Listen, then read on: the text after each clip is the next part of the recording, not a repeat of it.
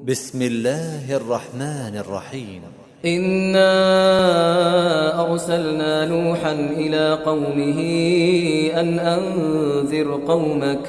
أنذر قومك من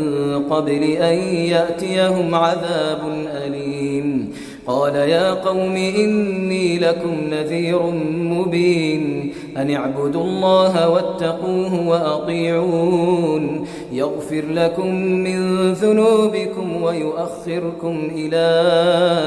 أجل مسمى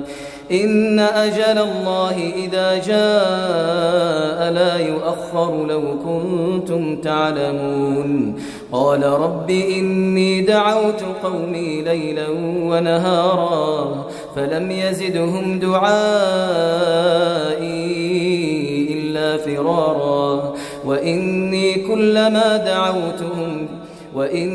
كلما دعوتهم لتغفر لهم جعلوا أصابعهم في آذانهم واستغشوا ثيابهم وأصروا واستكبروا استكبارا ثم إني دعوتهم جهارا ثم إني أعلنت لهم وأسررت لهم إسرارا فقلت استغفروا ربكم إنه كان غفارا يرسل السماء عليكم مدرارا ويمددكم بأموال وبنين ويجعل لكم جنات ويجعل لكم أنهارا ما لكم لا ترجون لله وقارا وقد خلقكم أطوارا ألم تروا كيف خلق الله 7 سماوات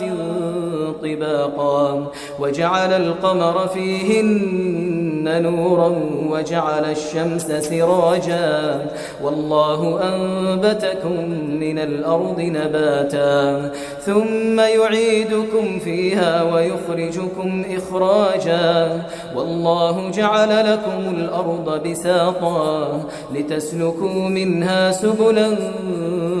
فجاجا. قال نوح رب إنهم عصوني واتبعوا من لم يزده ماله وولده إلا خسارا ومكروا مكرا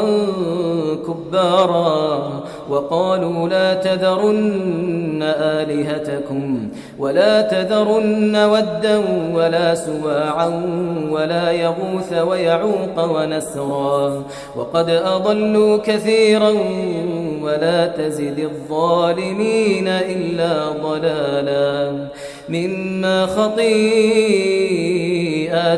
أغرقوا فأدخلوا نارا فلم يجدوا لهم من